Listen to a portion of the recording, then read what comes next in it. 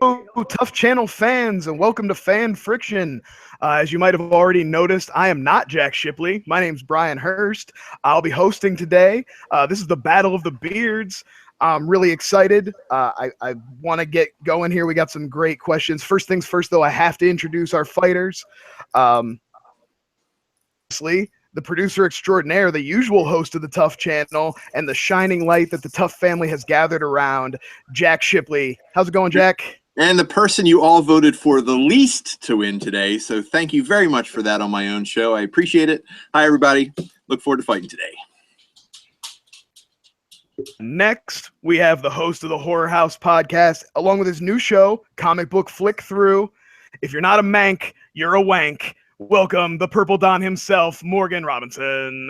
That intro is phenomenal. Thank you. I am very much looking forward to this. Can't wait to get going. Thanks for having me back, guys. Oh, you're welcome. Welcome. And last but certainly not least, writer and researcher for Screen Junkies, but most of you out there probably know him best as the call screener who decides that you are not interesting enough to talk to Andy Signor. Welcome, Lon Harris. Hey, everybody. Thanks for having me on the AM Farm Report. It's great to be here. Hey, some of us are on the East Coast here and have been up for 6 hours. So that's what I just feel like doing on the weekend. Is just like, can I get up really early and argue about movies? How early can we do this? Let's find out. I'm hoping no. And I don't want to forget our happy pair over in the checker chair doing our fact checking for us. The hosts of BFF, Ashley and Joe Davis. Hello, everybody. As we all know, I don't normally look like this. Thank you, Sam, for putting that poll out there and making me dress up in a beard. Probably wasn't overwhelmingly, the Tough fans voted for Ashley to wear a beard here today on Battle of the Beards. So we appreciate that a lot and appreciate her commitment. Yeah, and don't forget that we'll be checking also, Twitter, hashtag This Is Tough, TUFF. So we'll be looking at your tweets. Yeah, and you already shouted him out. I want to say a special hi to Sam Caitlin, whose name I'm mispronouncing on purpose because I don't respect him.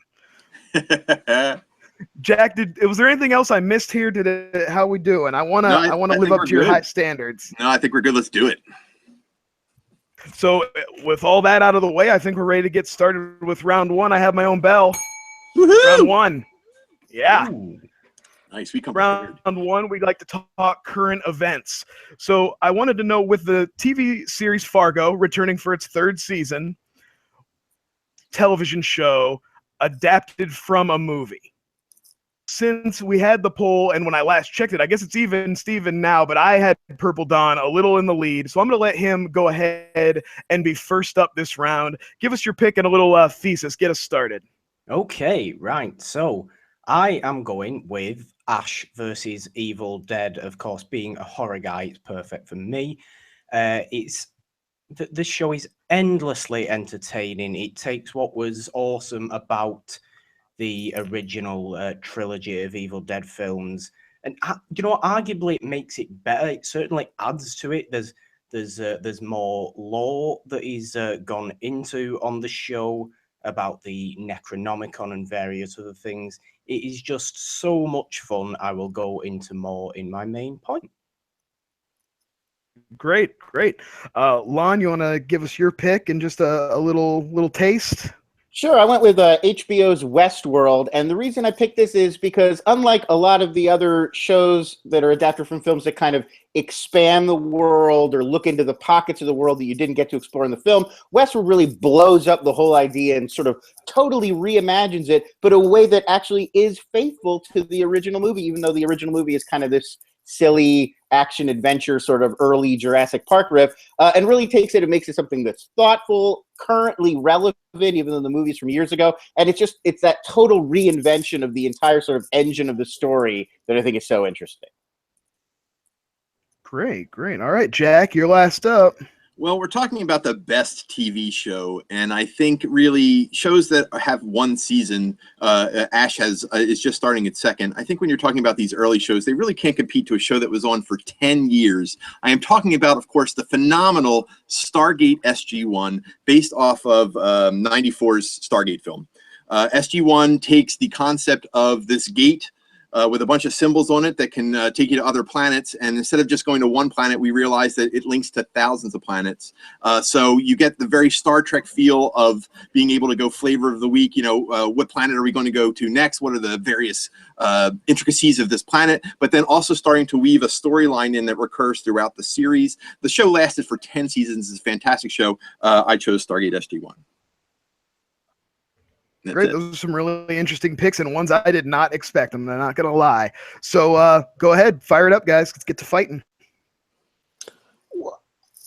So, I mean, what I was going to say is, I mean, to look at it just in terms of the length of the show, I think that could sort of play either to Jack's favor or strongly against Jack, because you could say, well, there's only been on for one season, but it's like, yeah, but it's only been one season of quality. There's not been 10 years for the show to like lose cast members and reshuffle, all the things that happen to a show after 10 years. The consistency of 10 seasons of Stargate is not nearly on the level of the consistency of one excellent, great beginning to end season of Westworld. So I mean, to me, that point is almost kind of like a wash. As for Ash versus Evil Dead, it does exactly the thing that I said Westworld doesn't do, which is it just takes the same core, both of the other shows do this. It just takes the same core premise and just expands it. So, oh, well, you know, he's fought the Evil Dead in this cabin. He fought the Evil Dead in medieval times. Maybe now he's fighting them on a road trip. And Stargate as well. They went to one planet through Stargate. Maybe you could go to 10 billion. Like, it doesn't really reinvent those concepts. It just plays them out on a longer term scale. See, let me talk about Jurassic Park for Westworld for just a second.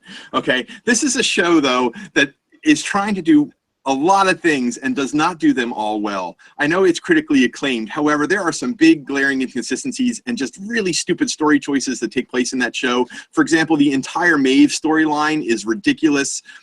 You have a show that where they repair robots in glass enclosures where any one technician can look at any other technician, and yet they're having sex with the robots. They're turning them on and reprogramming them. Robots are convincing humans that they should be smarter. You know, the show has some great points. The Dolores storyline is fantastic, but all of their secondary storylines, which they thread throughout the series quite consistently, are really rather weak, and some of them, like Maeve, are just cringeworthy. As far as the Maeve storyline is maybe the best in the entire show. I'm not sure why, but I mean, it's such a lot of subjective. It's like, well, it's cringeworthy, well, it's bad, well, it's critically acclaimed, but it's not that good. It's like, okay, well, you don't like it very much. But when you're talking about like as a storytelling engine, I mean, there's so many layers to it. It's so clever with the jumping around through time. There's so much going on, as you said. It's trying to do so much, and the fact that it is rooted in this really simple Jurassic Park kind of story of like amusement park goes wrong. It's really impressive. Whereas, you know, Stargate is like a lot of the syndicated sci-fi shows. Like, you go to some planet, you meet some aliens. It's like a Star Trek Next Generation kind of riff, but with Stargate. If I wanted to watch humans, or if I wanted to watch robots thinking they were human, I'd watch the Will Smith classic I, Robot, because that. Oh, that's a terrible place to pause. I mean, the Will Smith classic I, Robot, really? I mean, you can put the word classic in there, but I'm not sold. I think I froze for a bit then. You did, but you're back. Yeah. You dropped the mic at a really weird time. Really weird time. Okay. Yeah, basically, right, like you said, Stargate running for what, 10 seasons. The original film, I believe, had Kurt Russell in, so you're already at a loss there. No, you're not. Richard Dean Anderson? MacGyver? TV's MacGyver taking over the lead role? Kurt Russell, so already it's worse than the film. That's just a fact. That's just what Kurt Russell does. I'm sorry, man. MacGyver, I'll take almost 10 seasons of MacGyver over one episode, one movie. And James Spader. James Spader's fantastic, of course. But you know what? The guy who plays Daniel Jackson did a great job. Michael Shanks did a phenomenal job recreating that role and taking on the character and really nailing the mannerisms that kind of James Spader kind of brought to the role. And this was early Spader too, when he didn't lay it on thick, so you could actually clone that role, and he did a really good job with it. Well, Ash vs. Evil Dead brings 2 seasons of all-out entertainment. That's what television is about. Television entertains you. Television doesn't bore you and confuse you like Westworld does. Television shouldn't go on for 10 seasons of mostly nonsense that's something like Stargate is. With Ash vs. Evil Dead, you have such a quotable show.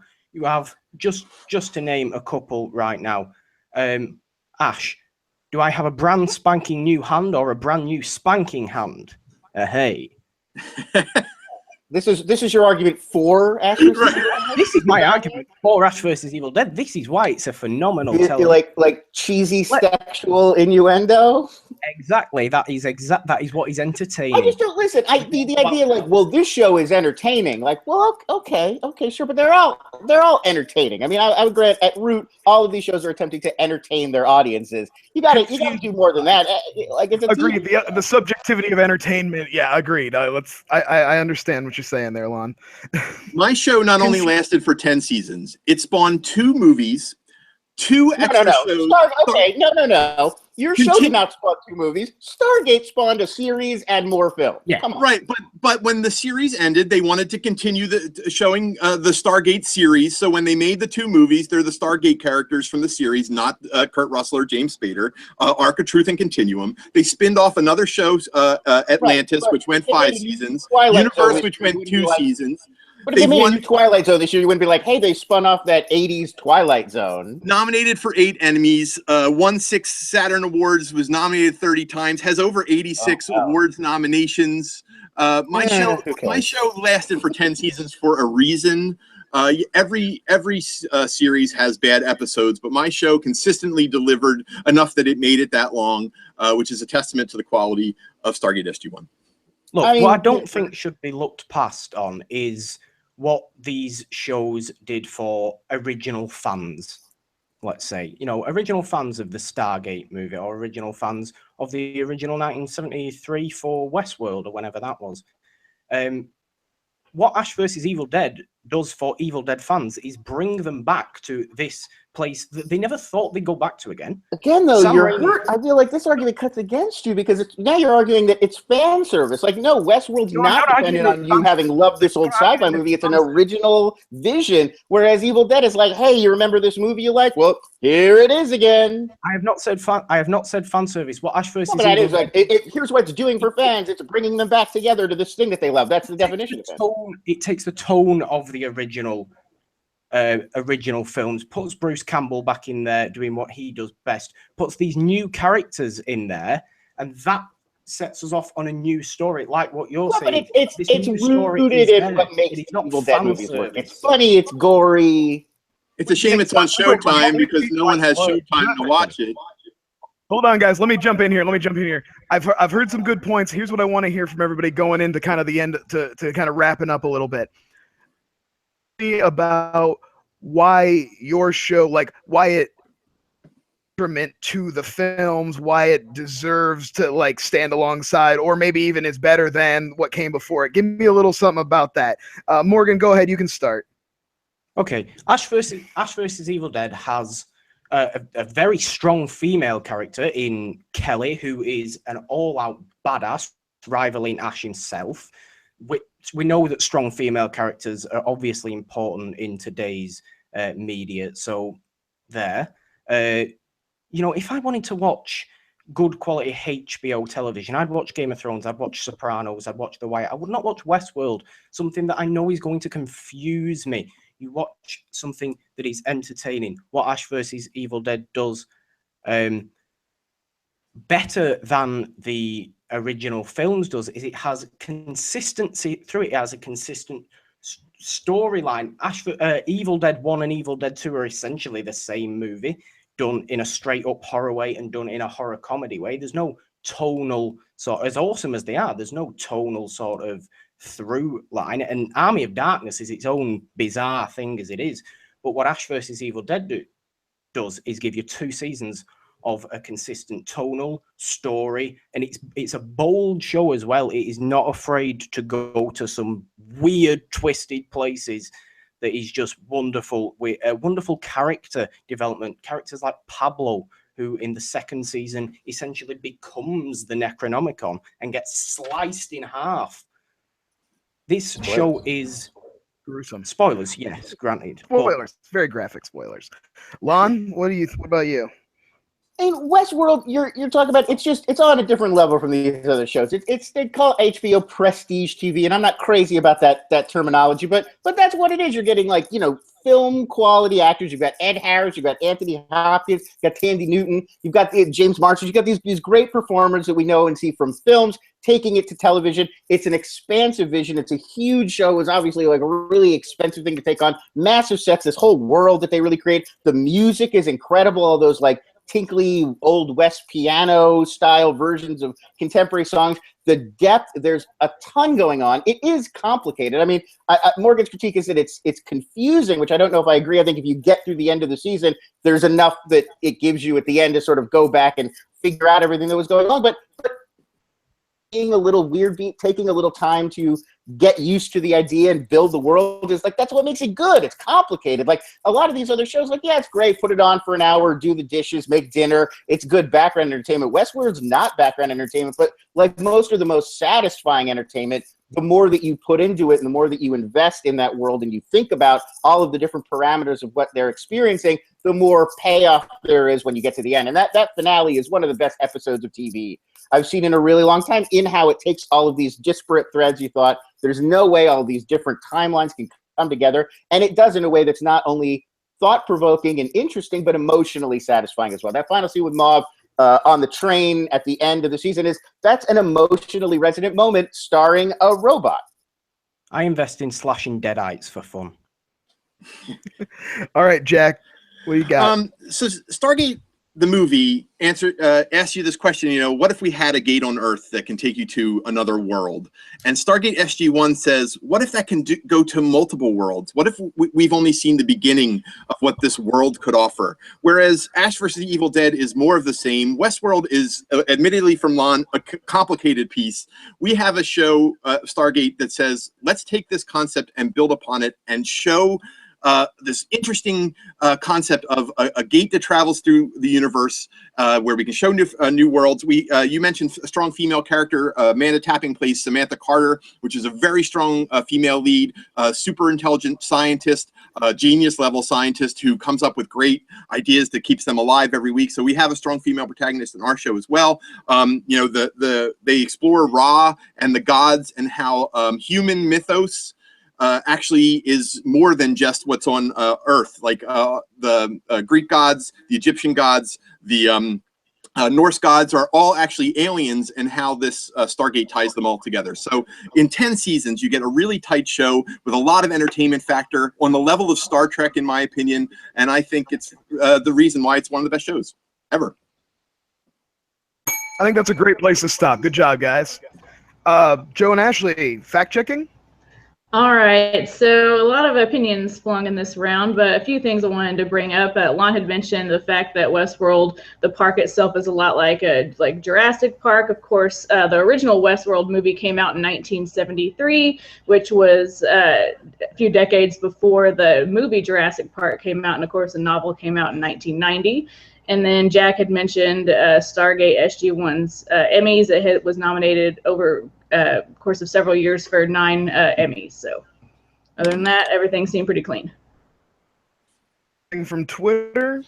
Lots of love for all three of these choices. Westworld seems to have a few more mentions, but all three options are getting a lot of love. We have a few alternates. Beetlejuice from Eric Monroe. The cartoon. The cartoon was great, though. Scream from Nolan Dean. MASH from Corey Williams. Hannibal from our own Tom Bennis. Aladdin from Sam Catlin. Hannibal's really good. I thought about Hannibal and Buffy. I really thought I'd have to go against MASH, to be honest with you. I thought someone was going to pull it out. And I can't believe nobody picked Fargo, to be quite honest with you. I was confused by the question. I didn't think Fargo was relevant. My point. Aladdin from Sam Catlin and Hercules from Kim Hanley. So wait, what was the Aladdin show? It was an animated series. The cartoon Disney series, I guess. Yeah. The second Aladdin movie was the pilot for it. They have weird shows in Australia. All right. So we got it I here. think, I heard a lot of good points here. A lot of think Lon was hurt by the fact that his show's just newer and there's not as much like heft to it, so there's not as much to point to. Obviously it's a high quality show, critically acclaimed, but it helps to have multiple seasons to stand out and be like, people are responding to this, people are liking this. And both obviously Morgan and Jack had that to hang their hat on. I like points about the tone, about kind of like keeping the original fans, but I think they also hit you hard on, is it just fan service? Whereas I think Stargate SG-1 expanded a little more, really took the premise, and that again feeds into having more time to do that. They've had 10 seasons. They had 10 seasons, and so I think I'm gonna have to go with Jack on this one for the first round. Right. Mr. Jack. It's conspiracy. Start the conspiracy theory, Sam. I'm starting conspiracy. So, Careful. this will help Lon keep track of how the show goes. After round one, we do a round one lightning challenge. This will be a speed round format based loosely on the question. Since there's three of you, you'll have 30 seconds to talk and then 20 seconds to rebut. Was there a poll? A little bit longer Yeah, I than was average about speed to- round times. Real quick, Brian, just Oh, letting sorry, you know. Real quick. poll. No, it's not wrong. We have Westworld with the winner at 58%, I figured it would. followed up with Ash versus Evil Dead at 42%, and Stargate with a whopping goose egg. All right, that's fine. Oh, see, well, there we go. Puts me I got officially the in vote the where it judges' counts. camp now. Bastards. I'm officially a good judge because I totally disagree with Twitter. Yeah, pretty much. So, lightning round challenge works like a speed round. I'm gonna read the question. You know, if you just get as quick as possible. If there's duplicates, whoever says it first gets it, and whatever order you answer in will be the order we go with. Sound good? Yeah. And I did talk over this line. I don't know if you heard it. We do 30 seconds and 20 seconds because there's 3 people, not Sure. 2. Give you a little more time to talk, a little more time to rebut. All right. Whenever. Sorry, Brian. Didn't mean to interrupt. Fine, Brian, you're are fine. you keeping time or do you need us to? I'm keeping time. I'm Okay. trying to anyway. All right. Giving it So, lightning challenge round 1.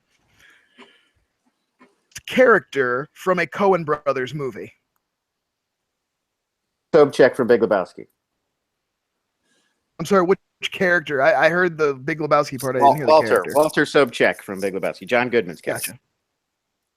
Gotcha. Is this best character from? I said best character from a Coen Brothers movie. Anton Chigurh. Good one. Oh fuck! I hate Coen Brothers. Why did you ask a Coen Brothers question? You Because son of a of the bitch. Fargo part. Because of the Fargo thing. That's my connection. It makes sense. I know it does make sense. I get the tie-in. We know how I am with Coen Brothers movies.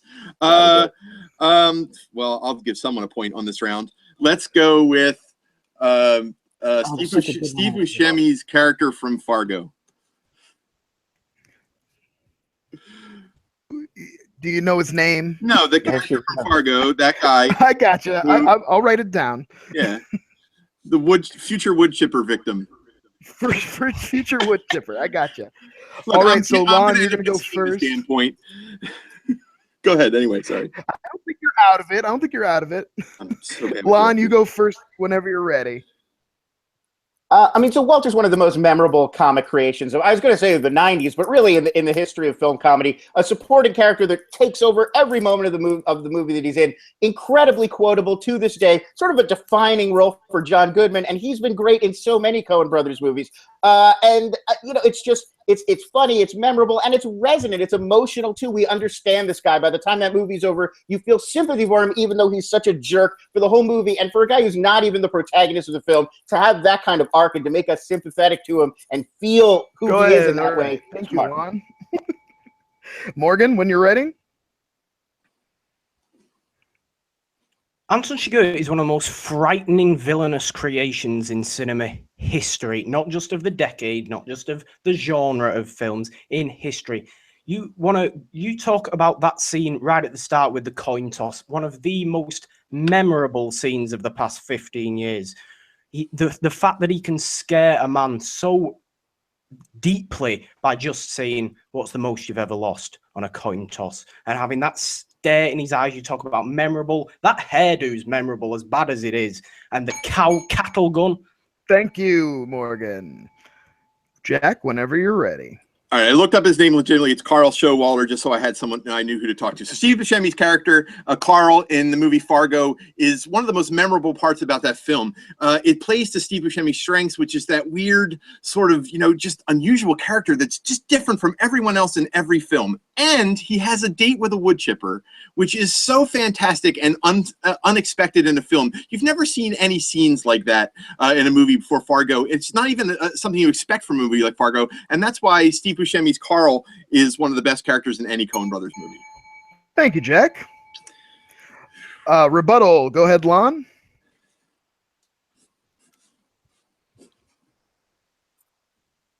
Hello? Lon, whenever you're ready. Here we go. Okay. I can hear you guys. No, you get to go whenever you're ready. Oh, I'm you sorry. get to go first. It's rebuttal. Rebuttal time. You're on. And all right, so we all picked supporting characters, but both of you guys picked supporting characters who are there to serve the plot and to serve other characters' storylines. Carl's there to get ground up, to give Marge that moment of like, for a little bit of money, to understand this criminal mindset. And Chigurh is just, he doesn't really have an inner life at all. He is a driving force. He's there to enforce the plot. He's there to make Llewellyn do stuff, and then he's there to make Tommy Lee Jones have his realization at the end. Those are the resonant main characters. All right. Morgan? Am I up? Yes. Okay. Okay, so what the Coens do very well is create memorable characters, right? But Walter is the number 3 memorable character in his own film. You've got the dude and Jesus, who are far more memorable than him. Jack, you don't even know the guy's name, I'm sorry, and he isn't the most memorable character in that film either. Marge Gunderson is. You telling me that Anton isn't the most memorable thing in No Country for Old Men? You said he's a force of nature, and the fact that he's such a memorable character, having so little dialogue, proves what a great performance that was from Bardem, and just what an outstanding creation he is. Thank you, Morgan. And Jack, when you are ready.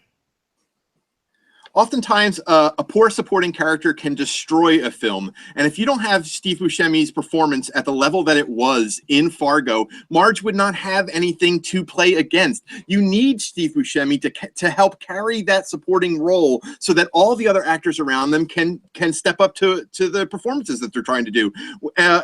Again, dude, Jesus is way more memorable. I got that last point. I know what you were saying. All right, Joe, Ashley, give me a hand here. What do you think? I'm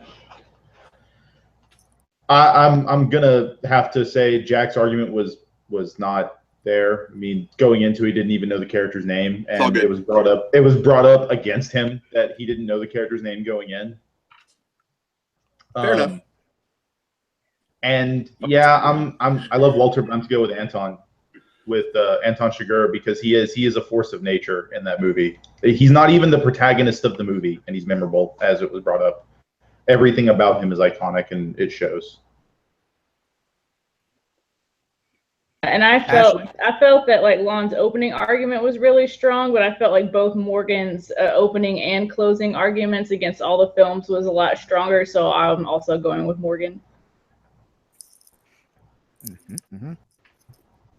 All right. Now, see, I'm going to go off the beaten path here. I actually thought that Lon sold me more on not only how memorable, because I thought that Morgan had a lot of good things to say about Anton Chigurh, but they mostly came down to how memorable he was, whereas Lon talked a little more about how Walter stood out on his own as a character and had, just in that role. So, despite what everybody says, I'm giving Lon the point. Conspiracy.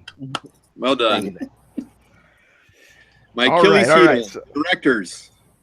Fucking directors. God damn it. Catalog was so wide berth. I thought. Did you not watch Fan Fights? Director from any Coen Brothers movie. That's like Tom Reagan from Miller's Crossing too. Really great choice left on the table there. Oh, that would have been an awesome one. You son of a. All right, are we ready for round 2, everybody? Yeah, let's do it. Kimber had Emmett from Oh Brother Where Art Thou? I love that movie. Yeah. That's a great movie. See, I mean, there's great That characters in movie? literally every Coen Brothers movie. We could go through film by film and come up with the best two or three characters. All right, so we're ready. Round 2. This is our fan submitted question. This question is brought to us by TJ Dex at TJ Dex on Twitter. What top billed actor of today would you pick to play an iconic horror villain, and which one? I'm going to go ahead and start with Lon on this one. So I picked. So we're just doing the intro, right? Not the full argument. Correct. I mean, you can give me like your and just like a little thing to get us started. Got it. So I went with Kristen Wiig to replace Kathy Bates as Annie Wilkes from Misery. And I think this is such an interesting choice because Kristen Wiig is she's got so much that she can do as an actor, and we always see her playing sort of awkward and confused and out of her element, but in a comedic way. And I think it wouldn't really take a lot, just the movie around her to change to make that same kind of performance that she's been doing that we know her from, take that persona and make it really sinister and unsettling. And I think that kind of change will be really interesting for an audience to experience. All right, Jack, who'd you have? So lately I've been really noticing that Aubrey Plaza it has a lot of range. On the new Legion show, her character, it really stands out, and her performance in the character's role as one of the voices in his head really stands out to me. And I think we should go back to a well that has been abandoned for a while that needs to be revived. So I would like to take Aubrey Plaza and put her in the role of Angela from Sleepaway Camp. Sleepaway Camp was a movie that came out in 1983, has a very big cult following, and it stands out because it has a very surprise ending. So I'll talk a little bit more about that shortly, but I think Aubrey Plaza is the perfect person to play that role, and I'll tell you why in a little bit. And Morgan, who'd you have? I picked the one guy that could possibly play my favorite classic horror villain. That is Adam Driver as Dracula, because I'm going to open with just one simple statement. Adam Driver looks like a vampire. It's as easy as that. He looks like one.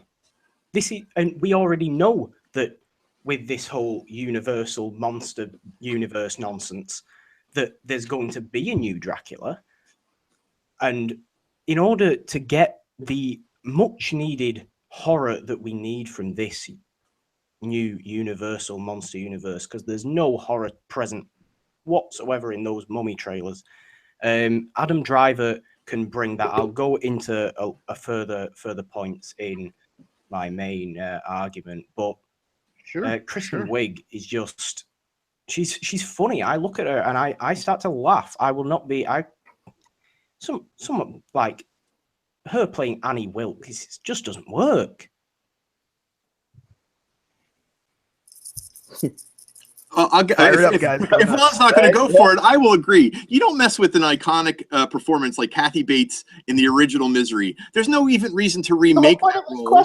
The entire point of this question is mess with a classic character that someone else defined. Otherwise, what's the point? To go real quickly through the other two, you can't cast a well-known person as Angela in Sleepaway Camp, or you ruin the very twist ending that you were just about to talk to. Literally, there's no way to do that with a character whose gender is already known and established. The moment that you put a famous person with a known gender in there, you've blown it. As for Adam Driver, he does not look like Dracula. Dracula's classically handsome. Adam Driver has a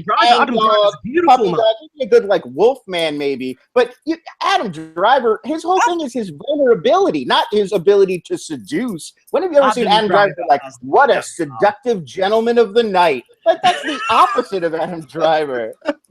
Adam Driver has a lot of charm. You watch Patterson. But it's hangdog, puppy dog charm. It's like Patterson charm. He's like the bratty kid who's throwing a tantrum. He's not like Dracula, like seducing you with his eyes. Like Adam Driver walks in a room and all the ladies swoon. Like, it's ludicrous. Hey, I swoon when Adam Driver walks in. Oh, goodness. One of the problems with both of your picks is that you've picked characters that we know very well. We've seen a ton of Dracula. No, hang on. No. Dracula, but we're going to get a new Dracula. That's why. I know we're going to get a new Dracula, but the problem is we know Dracula. We've seen Dracula in a billion things. There's Dracula's everywhere. And Annie Wilkes, the problem you have with Annie Wilkes is you're going to compare her to Kathy Bates. And Kathy Bates gave the performance of a lifetime. And Kristen Wiig does not have... What new actor should interpret a classic movie character, and you're not because I picked a classic movie character? No, but the point is, question or compare them. This is what I want.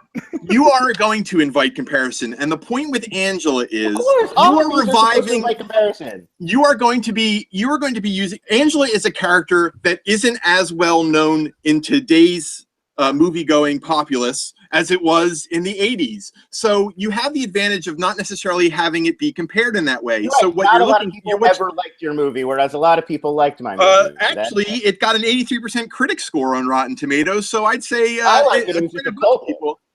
Well, and I love it because I think it's a real cheat to ask the question, who should play an iconic horror villain, and then be like, oh, your character's too iconic. People will compare them. You should have picked an obscure horror movie villain. Like, I could have, but arguments on semantics into consideration here.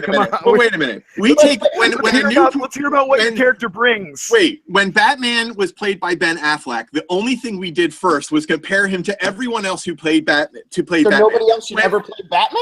No, I'm simply saying though that when you're putting Kristen Wiig up against Kathy Bates in a role that almost defined Kathy Bates' career. It's the first movie I can think of where I really knew who Kathy Bates was. To go to the point about Kristen Wiig not being... The point is iconic. I've noted it. So we can move on to other arguments now. Well, I do want to respond to Morgan's point that Kristen Wiig, you think comedy, you see her, you think funny. She's been really good in a number of dramatic films at this point. It's really sort of known that she's got dramatic chops, she's got comedy chops. I think in a lot of ways comedy is harder to do, but also Misery itself is darkly funny. There's a comic angle to this story. The relationship between the author and Annie and how she kind of toys with him and torments him, it is sort of grimly funny gallows humor, and I think Kristen Wiig is the perfect person to bring that out. And yeah, the fact that we know her for being funny is what makes this a turn. It's what makes it dramatic. At first, it's really disarming because she's somebody we associate with being funny, and then when she gets really crazy, it's even more unsettling. Well, one of the things I like about mine... allowed to talk about Adam Driver for 2 seconds. Go ahead. I can see. Get in there, Morgan. What do you want to say? I'm listening. I just want to say that Adam Driver is the perfect sort of dark, brooding actor we have today. If you look at Kylo Ren, obviously his most famous role, if you look at Kylo Ren and you just see a teenager having a tantrum, you're not looking at Kylo Ren perfectly. Kylo Ren is a very dark, multi-layered character. He's arguably the best character in The Force Awakens. He's a teenager having a tantrum with force powers. Not a teenager having a tantrum. He's a little bratty. Dracula has this. Dracula has these multi-layers to him. He needs to be charming and quite pleasant on the outside, and then have that evilness inside. Adam Driver could do that perfectly. Adam Driver is a very, very charming actor. And he also has that dark element that we need for Dracula. The long black, it just resembles Dracula. You look at Kylo Ren without lightsaber, he looks like Dracula. I mean, I'll show you pictures of me when I was in college with long black hair and wearing all black, and I could have played Dracula. Like Dracula as well. Dracula doesn't have humanity and vulnerability. Right. That's the whole point of Dracula, is that he's not one of us. He seems like a man, but he's not a man. He's like a powerful, otherworldly being. And like Adam Driver seems the most like a man. Like his humanity is what he brings out in all of these different movies. His humanity is what we will need as the fake version of Dracula that he presents to but the I think you're misreading Dracula, because Dracula is not brooding and he's not angsty, and Dracula doesn't. I didn't say the word angsty. But brooding, like that's not Adam Driver's kind of brooding is not what Dracula does. And no, Dracula doesn't pretend to be a man. He's a Superman. He walks into the room and he can control everybody basically with his mind. Like he makes Winona Ryder fall in love with him in the Bram Stoker movie just by looking at him from across the street. And that's what Gary Oldman brings to that role. It's that power, it's that mystery, that unknowableness. And it's the opposite of Adam Driver, who's like the goofy guy next door, the everyman. So let me talk about Sleepaway Camp for a moment, because not a lot of people are aware of Sleepaway Camp. So I'm going to spoil Sleepaway Camp. It's okay. It's a 1983 movie. If you haven't seen it, guess what? I'm about to spoil it. I want to hear whether you are. I want to hear what you're doing with Aubrey Plaza. So in the original Sleepaway Camp, Angela, the main character who is the killer in the movie, at the very end of the movie, she stands up and she has a penis. And the whole point is that she was actually her brother, Paul, who died when he was young, and it mentally scarred him. And so he took on this role as Angela, but really, that's the mom. The mom went crazy and made the son start acting like the daughter. So at the end, Angela's standing there and fully nude, but she has a penis, and that's like the shock of the episode you just did, or the movie you just didn't see it coming. So what I like about Aubrey Plaza in this role is that she's very slight.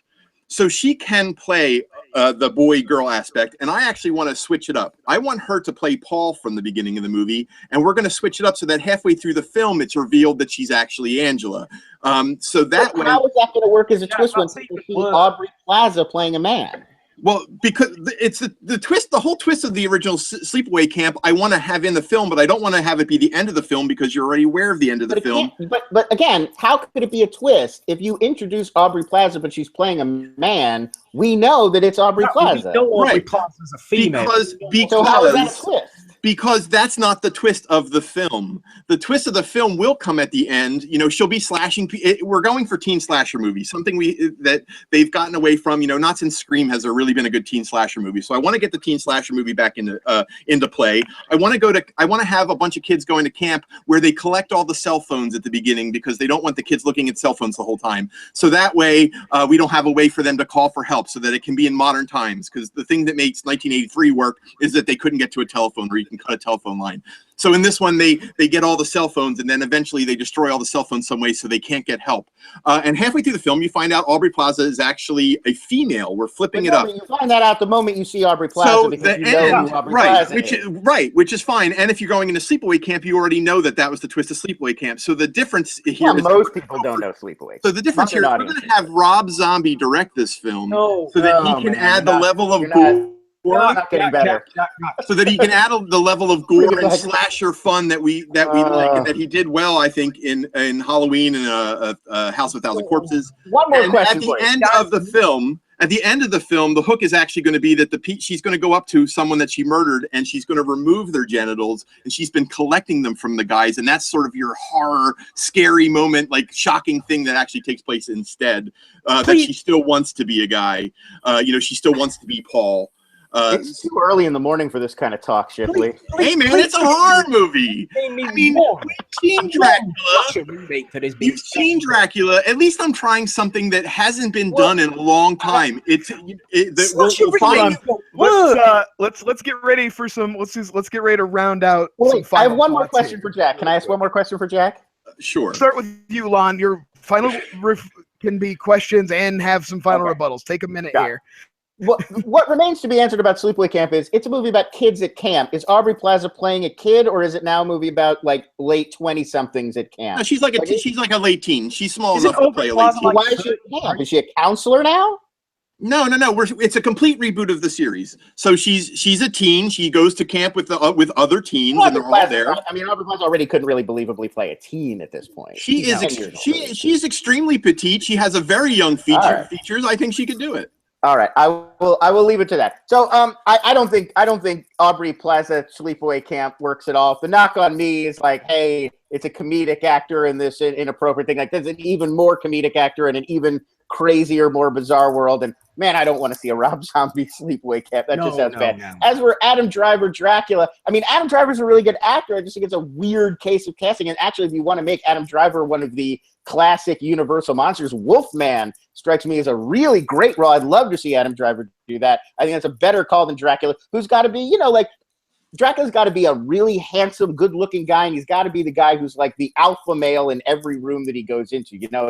It's a Christopher Lee kind of thing, and it's a Gary Oldman kind of role. It's not necessarily this like Adam Driver who's so relatable And that, I think, is what people tap into when it comes to Adam Driver. Now, as for Kristen Wiig, I mean, I think this is a real opportunity. She's so great when it's her and one other actor. She has such great chemistry with people like Bill Hader and Skeleton Twins. I really think if you put like a John Cusack or a really good actor who we haven't seen maybe do something really interesting in that author role, just the two of them bouncing off each other in all those great scenes with the mounting tension. She's going to throw you off your game at first because she's going to be disarming and kind of charming and sort of funny. And then as the insanity grows, it's going to get really intense. It's going to be something we haven't seen from her before in this kind of new way, and a really great way to reinvent a classic property that a lot of modern audiences don't know.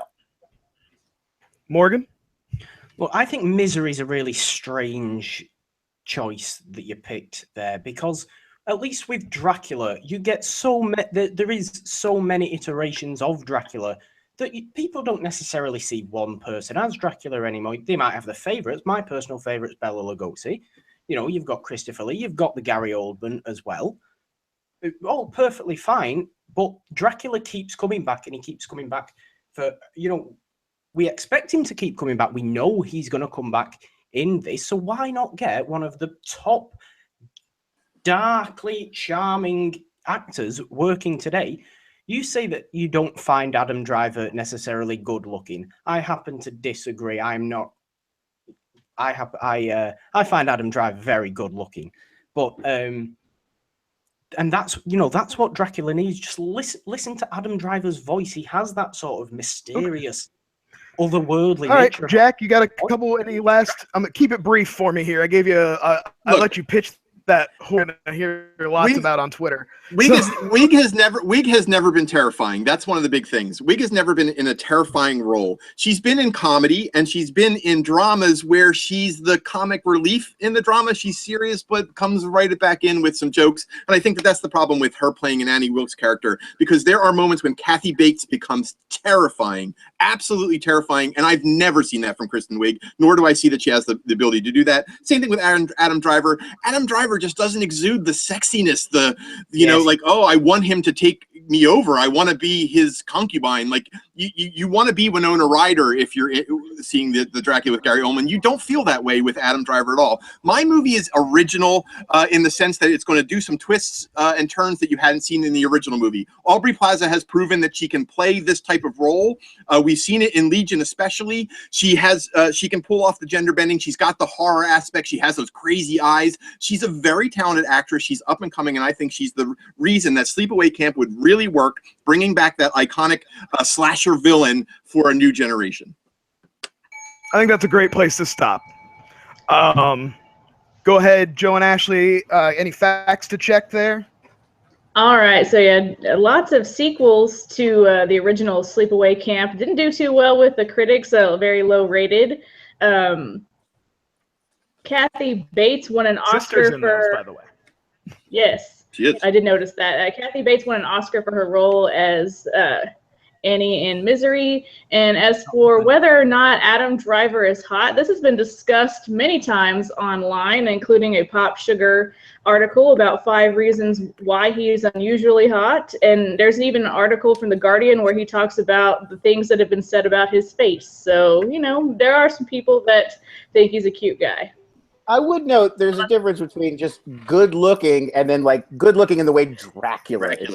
Yeah. Yeah, it's the term classically good looking, which Right, Dracula like he's got an unconventional appearance that lots of people do find attractive. It's the difference is like that Dracula handsome. Would you rather see Ryan Gosling as The articles did not get to that level, so, you know. I would not rather see Ryan Gosling. What about Twitter? How's Twitter enjoying the show? They are loving the show. There's a lot of love for Adam Driver in anything, I would guess. He's a great actor. We have a few alternate choices. Charlize Theron is the Bride of Frankenstein from Eric Monroe. Sure. Ryan Gosling came up as Freddy Krueger from TJ Dex because they want that juxtaposition of like, I don't know, but I didn't freeze. I'm just making this face still. Dane DeHaan is Freddy Krueger from Nolan Dean. That's weird. Travis Wachowski suggested Dracula for Keanu, like Keanu as Dracula. I like that better, yeah. Yeah, I like that better. And it's a weird Keanu was like not. He was one of the like dumb guys in Bram Stoker's Dracula. Yeah, exactly. All right. I think I'm ready to rule here. Jonathan Harker. They hit you pretty hard, Jack. But you fought valiantly, and you picked an outsider's choice. I actually am a big fan of Sleepaway Camp. I really like that movie, and I don't hate Rob Zombie movies as much as everybody else does either. I think he's been kind of hit and miss, but there's some that I really like. I highly recommend if you like weirdo movies, check out Lords of Salem. That was a really weird Rob Zombie movie from a couple of years ago. I like but I think they did. Actually. I think it's pretty good. I just don't want it. That Sleepaway Camp feels wrong. No, I understand. And I think that like you kind of take away the twist by using a high profile actor. And I think they just hit you kind of hard on that. But I did like things about your pitch. I don't want you to think you weren't in it. I think Morgan had the most obvious pitch, because I do think that this looks like a real life vampire, but more in that Nosferatu way than in the Bram Stoker way. That's a horrible insult. But he looks like Max. But I do think that they're right where he seems kind of vulnerable and soft, and you need Dracula to really show his power. I think Lon hit all the things I needed to hear about Kristen Wiig. I wanted to hear about her dramatic chops, whether she's gotten enough information, whether she's gotten enough notice for him or not. I think she would disarm you with her kind of silliness. And also, Misery definitely has that comedic element. If you've ever sat down and watched Misery, Kathy Bates is downright hilarious at times in that movie. I mean, when she's screaming the word cock-a-doodle, if you don't break out laughing during that, you got to have somebody who can sell that. And I kind of took all the iconic stuff out of it, because the whole question was that this is just happening, whether we like it or not. Let's just say these are happening. So I'm going to give the point to Lon. Well done, Lon. Thank you. All right, are we ready for Lightning Challenge round 2? Oh wait, sorry, Twitter poll. Driver as Dracula before. Kristen Wiig as Kathy Bates, or to replace Kathy Bates from Misery, is 31, and Aubrey Plaza with Sleepaway Camp at 15. And she got at least one vote. Some votes, voted for myself. 32 years old, by the way, so that would be a huge stretch to play a teenager. That's some Power Rangers. She was born in '84. But no one brought that up. She does look young for her age. I brought it up. I said she's too old to be in Sleepaway Camp. Listen, she's been on TV since she was in her early 20s too, and that kind of helps cloud your mind. I still think you look young, Aubrey Plaza, and I would love to see you in that role. I'm sure she's watching right now. I actually feel like Sleepaway Camp, I also really like Sleepaway Camp. It almost feels unremakeable to me. I don't know how in 2017 you would even really do that. I wrote a pitch, but we didn't have time. We got to keep moving. We got to keep moving. Yeah, I was trying to be quick, so I did it as a fast pitch, but I actually wrote out the whole story. I feel like we heard a 20-page treatment. Oh, look, it was in 2012, they had a 4th sequel to it, so they're still making them. They're just not chopped together from crappy old footage. It's not good. And in all the sequels, they kept trying to come up with what's our next version of the big shocking end of the first one. They never did a good job of recapturing it. I think I'm all right. So Lightning Challenge round 2. Remember that the winner of this Lightning Challenge gets to pick the order for round 3, the mystery round. Okay. Got it. I'm not giving any choices, so first come, first serve on answers. The scariest film released before 1985. The scariest film released when? Film released before 1985. Oh, fuck you, dude. The Shining. The Omen. Oh, fuck you both. The Exorcist? It'll be a great one. All right. Once again, I heard Lon first, so I will let him start us off. 1 second before you start off. What were all the choices again? Lon, what did you pick? The Shining. Okay. And then Morgan? Omen. Omen. Okay. You said them both kind of fast. I didn't write them down. Okay, thank you. So I'm starting. Yeah, whenever you're ready, Lon, I'll start the timer. The Shining is so great because it really realizes that one huge level of horror is not incident, violence, jump scares. It's atmosphere. And there's Shining is maybe the greatest movie of all time at establishing a terrifying, original aesthetic and an atmosphere, an environment that is just unsettling on a visceral level that you want to get away from, that there's something wrong with that hotel and there's something wrong with the way the film depicts it. You can't quite put your finger on it, but it's unsettling. And that disgust and that mounting tension over the course of the movie is what makes it scary. Up for number 2.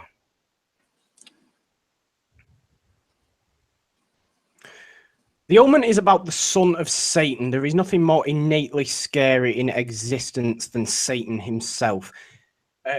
You talk about atmosphere in The Shining. The Omen has true atmosphere. The foreshadowing that The Omen has is outstanding.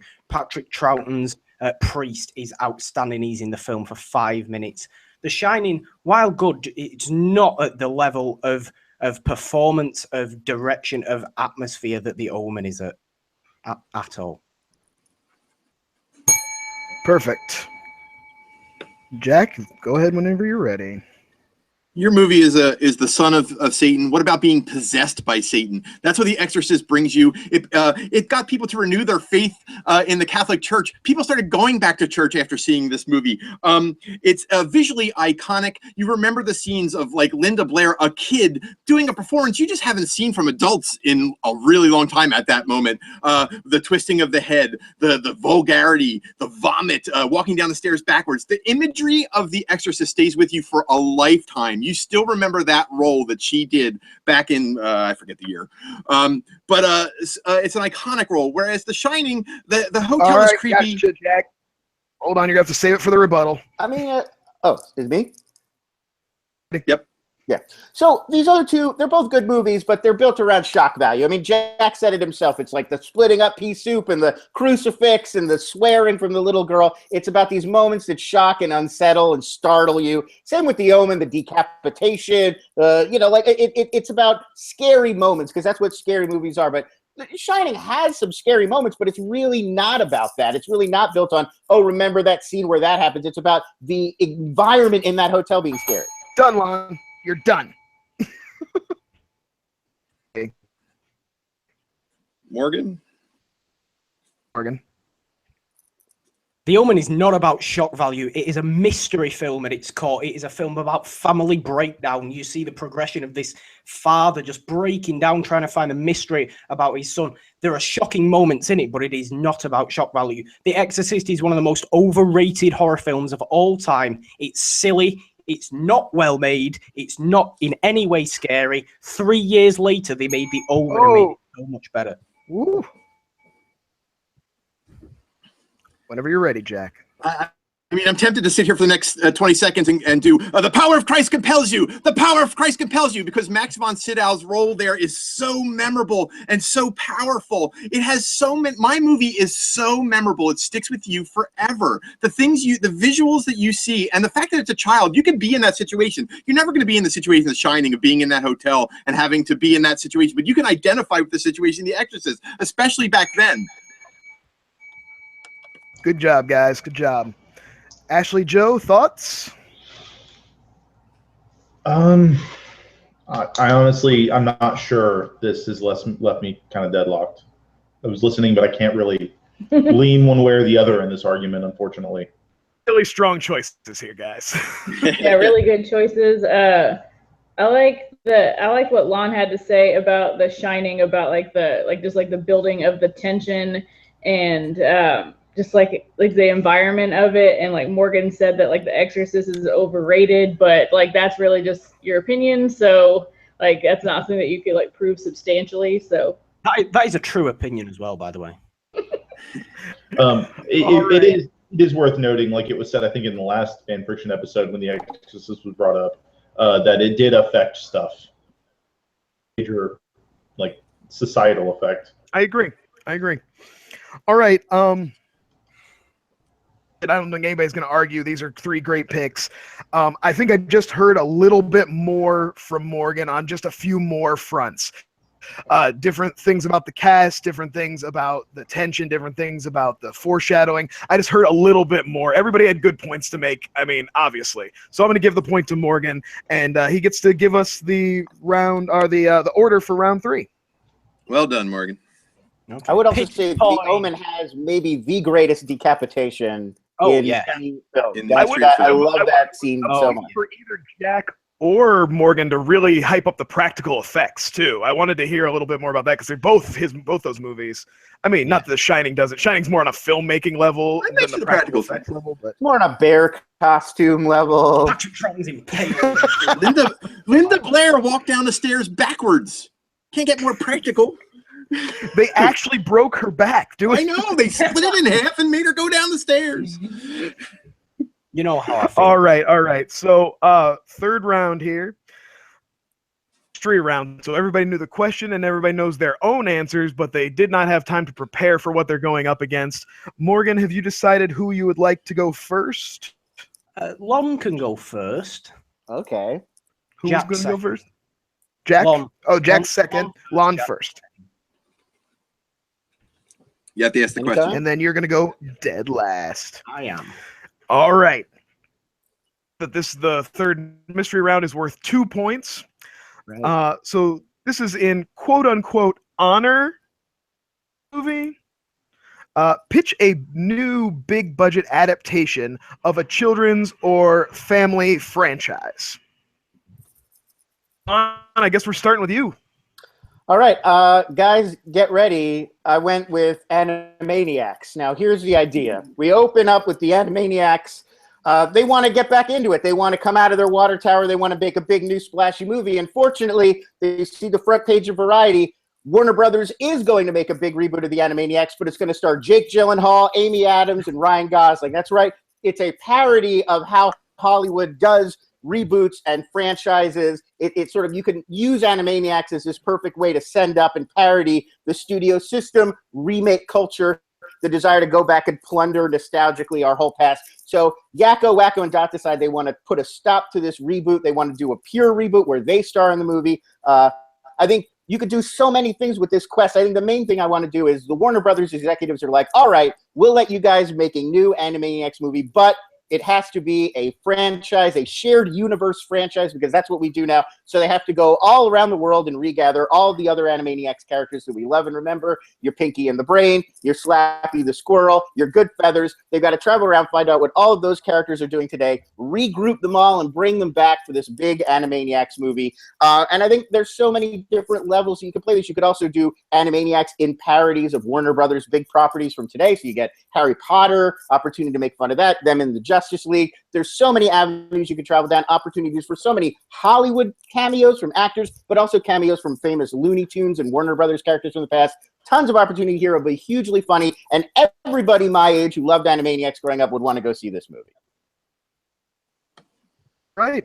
Jack, what do you got for us? So the franchise I want to delve into, we've seen a lot of actually in the past, but I want to take them out of animation and bring them into live action.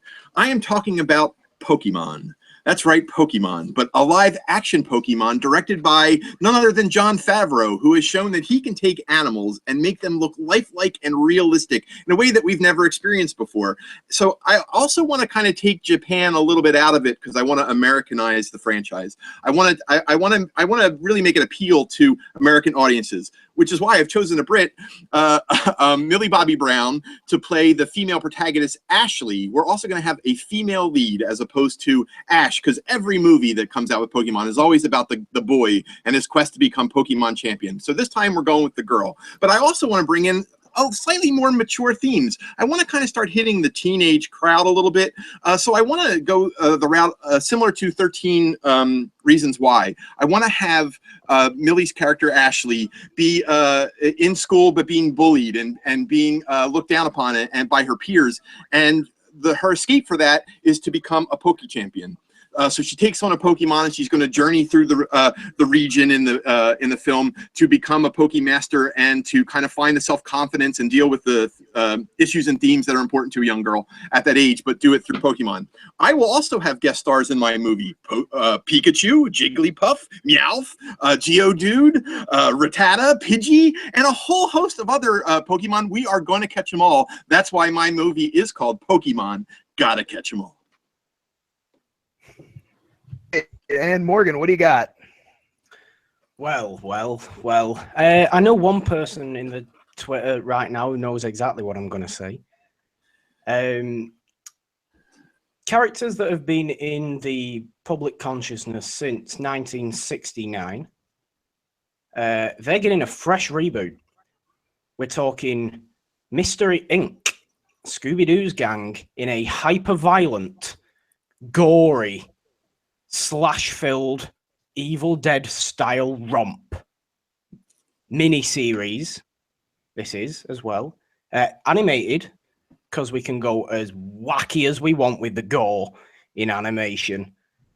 No restraints on that at all. We're setting this. We're doing in the cabin in the woods, the Evil Dead style thing. We're setting it there. We're having all the classic Scooby-Doo monsters come up. We've got Captain Cutler coming up from the lake. We've got the tar monster rising up through the road. We've got Iron Face. We've got the Creeper coming in. We've got all of your favorite legendary Scooby-Doo characters all descending throughout this 8-episode miniseries, all descending on this cabin where the Mystery Inc. a slightly older Mystery Inc. They've been doing it for a few years now. Not too old, not like DCEU Batman old, but a bit older. And so they know and they see something. This is not a normal Scooby-Doo story either. There's no fake, there's no unmasking at the end. This is completely standalone of its own. These monsters are, as far as the show is concerned, real, and it is going to be a fun, gore-filled slash fest of just real quick before you guys start fighting. I want to ask Lon. Lon, was your movie animated, live action, or combination, or how's yours working out? Excellent question. I see the Animaniacs and the traditionally cell animated Looney Tunes characters all still 2D cell animated, and then they are added into the real world Roger Rabbit style. Okay, Roger Rabbit style. Perfect. Yeah. So we're animated characters interacting with. That'll help me picture it. I know. So I got a live action, an animated, and a middle of the road. So we're all over the map here. I think we got a good mixture. So have at it, guys. All right, look, Scooby-Doo. Yeah, real quick. Look, that's not Scooby-Doo. That's okay? irrelevant. Look. I understand you're going big budget here, but you have to have a tie-in to your original audience in some way to get them to go to see the film. And you're not going to have an unmasking. That's Scooby-Doo. Me. Scooby-Doo's original audience is me, who loves these characters, who loves these monsters especially. That's why you're bringing all the legendary monsters back into it. Well, I mean, of course you're going to sell one ticket. It's your movie. Well, there's only two ways to go with Scooby-Doo. You do it pure, like you play it unself-aware, like the old cartoon, or you play it self-aware, like, oh, he's the stoner and he's the jock and she's probably. Yeah, that's what I'm doing. I've not got to that part yet. We did both versions, and for your version, it's going to be a self-aware, so it's going to to be a comedy, like another satire. It's going to be highly dramatic. Highly dramatic. I don't see how you make Scooby-Doo dramatic. It's such an obvious formula, and they're such dumb characters. Like, the whole idea of it is that it's cookie cutter. Every Scooby-Doo is exactly the same. They act the same. They react to things the same. The plot is the same. As soon as you break that and change everything and make it not funny and make them not themselves, it's unrecognizable as Scooby-Doo. You might as well just make an animated show about a bunch of teens or whatever in a cabin. I just don't see how it ties to Scooby-Doo at all. The characters still have their same personality traits. But they're not funny. It's just not child friendly. So it's just it's a dramatic take on Shaggy, where it's a dramatic take on Shaggy and nervous. It's a dramatic take on Shaggy's drug addiction. This sounds horrible. This sounds unwatchably bad. Why would anybody want to see a dramatic take on Scooby-Doo? There's nothing there. It's not dramatically rich as a story. They got to get him for detox. It's not Westworld, Game of Thrones dramatic. Okay. So it's not. So it is funny. No, it's not fun. It's a horror movie. It's a slasher horror movie. It's a horror miniseries. So it's scary? Yeah, the Scooby-Doo monsters terrify Okay, people. Scooby-Doo monsters are not scary though. Humor is the whole point. Humor is the whole though. point of that franchise. Like having that levity and the goofiness and the silliness of the villain is the point. Comes from gore. Are people not entertained by gore? Yes, they are. That's where the animated gore.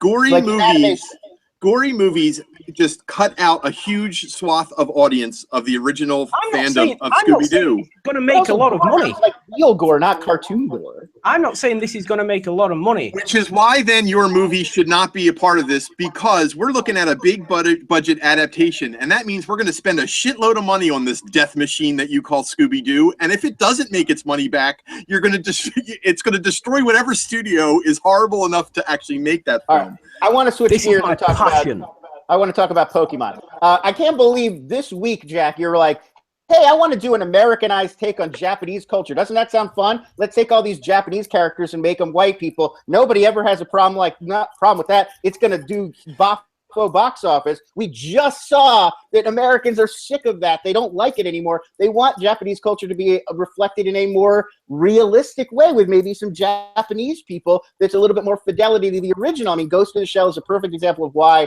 we shouldn't do what you're doing and make Pokemon this like very white bread suburban US American adventure. Also, were you saying you want to do like 3D like cartoon versions of the Pokemon, like Pikachu looks like I want to do the Jungle Book style, where they look like they could fit right into the world next to a human character. So these are children who are putting very realistic animals into combat situations against one another. Are they getting killed? No, but the story is still the same. Like they fight and they faint. You faint the other Pokemon, so you're not killing other Pokemon. But Pokemon because they're cartoony. It's silly, and that's how we can take fun. When it's realistic, then it's horrible. You're enslaving these animals and forcing them to fight.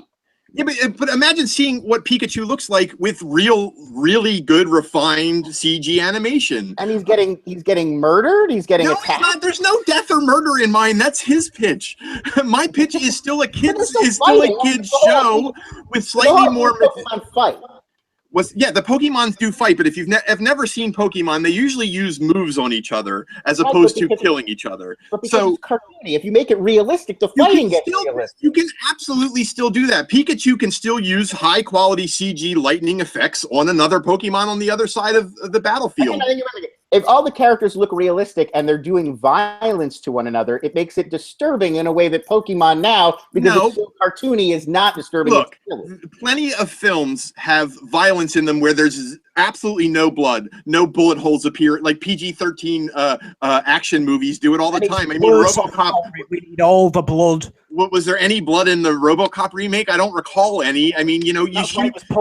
You're using that as an example. Like, let's redo the RoboCop. But the point I'm trying to make is we're going for a PG to maybe PG-13 rating, but we're not going bloody. It's not that kind of violence. We still maintain the cartoony aspect of the violence between the Pokemon, but not in a way that is deadly or shows them being maimed and hurt and ruined. It just doesn't feel true to Pokemon to change the entire way that they look. We know how resistant audiences are to like, we've reinvented this classic character and they have a totally new and different look that we're debuting. Like, that never works. That's what they did with Ninja Turtles. That's what they're constantly trying to do with these classic characters. And audiences always are like, we want the characters that we know. We want what we want. We want the recognizable Poke world that we've already sort of established. Also, what's the story? Well, we're not necessarily telling Animaniacs, both pro and con. So hit Animaniacs a little bit, guys. I mean, I think the Animaniacs have been off TV long enough that people our age may still remember the Animaniacs, but I don't know that today's culture and what they love will translate quite as well to an Animaniacs. I mean, I think you're definitely going to see a lot of fan service for that, whereas Pokemon is still going strong. New games are still coming out regularly. They have new animated movies all the time. And just to address the whitewashing aspect for a moment, I'm not looking at putting white actors in Asian roles. I'm simply trying to take some of the elements of Pokemon that are very much for Japanese culture, especially in the dialogue and the overly cutesy animation that heavily appeals to Japanese audiences. I want to kind of take those aspects out of it and change it to appeal for an American audience. That doesn't mean an Asian character. Audiences already love Pokemon. They love it the way it is. Right, but I want to tell the story in a new way, and in a more in an Americanized version, but live action way. And but I would absolutely put Asian actors in Asian roles for sure. Or black actors in African American roles for sure. It's not. I'm not saying it's a Scarlett Johansson problem. I'm saying it's the taking something that is very definitively Japanese and like trimming and cutting around it to sort of create what you think is the U.S. version of it. Like that's what people are sort of taking so much issue with, especially with something complex and layered like Ghost in the Shell. And I just feel like why? I mean, you already have Pokemon. It's so successful. I want to present a generation that still loves it. I want to present a different visual look that we haven't seen before, which is why I want to do a live action version against all the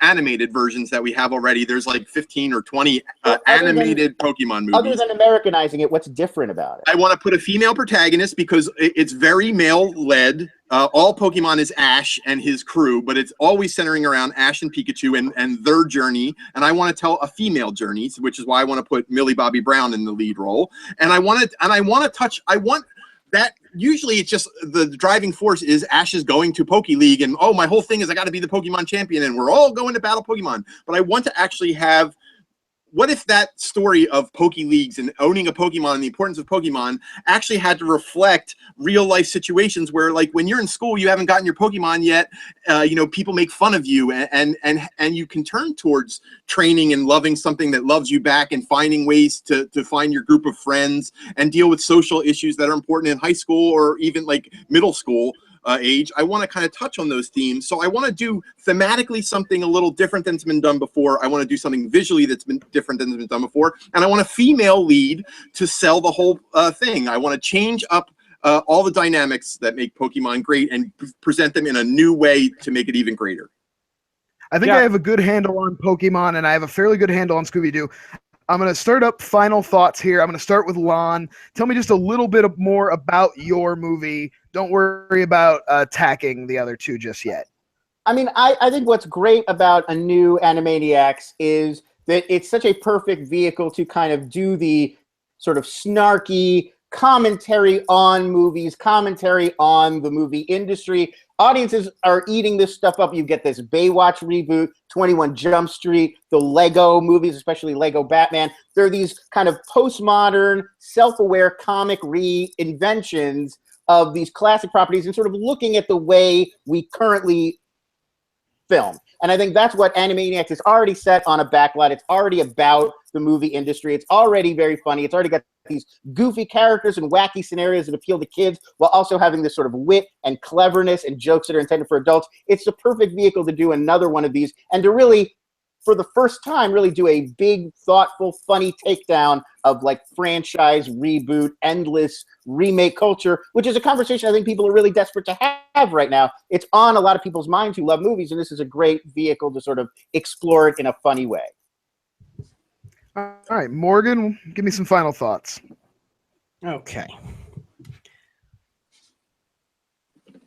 Horror is bigger than it has been for 10 years in the past couple of years. Why is that? It's because we have original, fresh takes on things. What I'm proposing is a reinvented, fresh take on these characters that everybody for the last 60 years, 50 years has known about.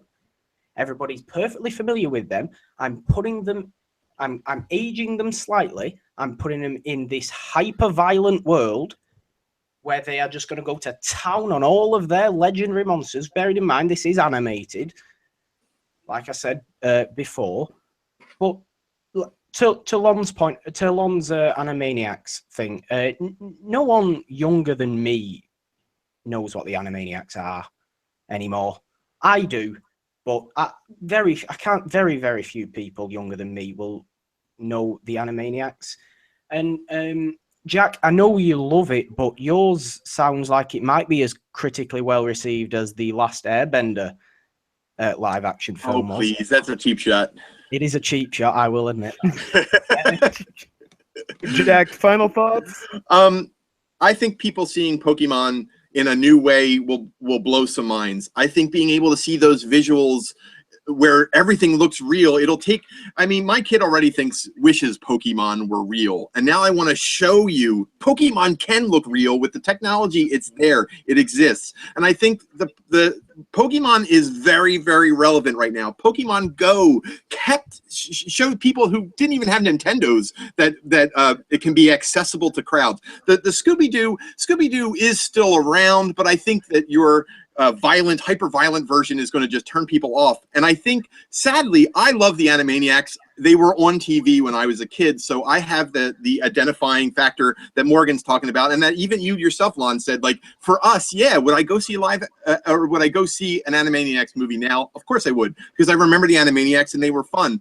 But yeah, I don't think they're relevant in today's culture. I think they maybe could be relevant, but are we going to get a big budget Animaniacs? Like, it's been long enough that I don't know how much money we're actually going to throw to try to revive this series. I see it coming back more as a cartoon again on television before we ever see like some big budget adaptation. So I think Pokemon is also the most approachable in that respect as well, and that's why I chose Pokemon for mine.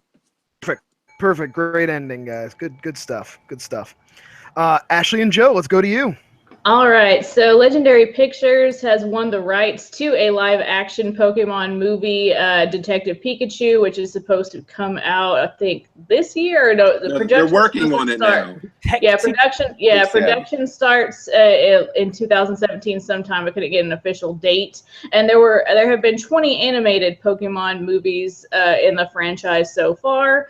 Animaniacs had a direct-to-video movie in 1999 called Wacko's Wish that came around Christmas time. And Animaniacs ran for 5 seasons from 1993 to 1998. And there is a new animated Scooby-Doo slated to come out next year, screenplay written by Dax Shepard that's supposed to be the first animated theatrical release. And thank goodness, the man who brought us chips. Yes, and then it's supposed to be the first installment in a Hanna-Barbera cinematic universe, because cinematic universe is the universe. Absolutely. We do need a Hong Kong film. All right. Twitter. What does Twitter have to say? We have a lot of alternate suggestions. I'm just going to throw out that on YouTube, everyone is now casting the Pokemon movie with like Brock played by Samuel L. Jackson and things like that. That's awesome. A couple of alternates. Travis Wachowski suggested Gargoyles. And TJ Dex. Okay, he wins. Give the point to Travis. TJ Dex suggested Darkwing Duck. And personally, I think with DuckTales coming out, Darkwing Duck would be a fantastic move. I had thought of Darkwing Duck too, because that's also a cartoon I really love. But I was also thinking Lego Batman kind of hit a lot of the Darkwing Duck. Like Darkwing Duck would play in that kind of same sandbox. So that was my hesitation. But I do love Darkwing Duck. I think that and Gargoyles are both great ideas. Yeah. And I'm excited for the DuckTales revival as well. I know it's stupid. I don't feel about the animation style yet. I love the voice cast. It's different, but the voice cast is really well done. It might take me a little getting used to. All right. So this is tough, guys. Real tough. I think, Morgan, I had a hard time wrapping my mind around who your movie is for. I think the idea of Scooby-Doo is like everybody can enjoy Scooby-Doo, and it's scary. It's like a great starter thing for kids getting into horror to like get something scary. So to kind of take that element out of it, I think it's part of the big problem we have with movies now is we're not leaving anything for kids to enjoy. It's like everything that we enjoyed, instead of letting our kids enjoy it the way we did, we take it for ourselves and make it for grown-ups. Yeah. I think that hurt you a little bit, especially, and I definitely had to take into account which one of these is going to make money, and yours is definitely the least likely to be successful in that realm.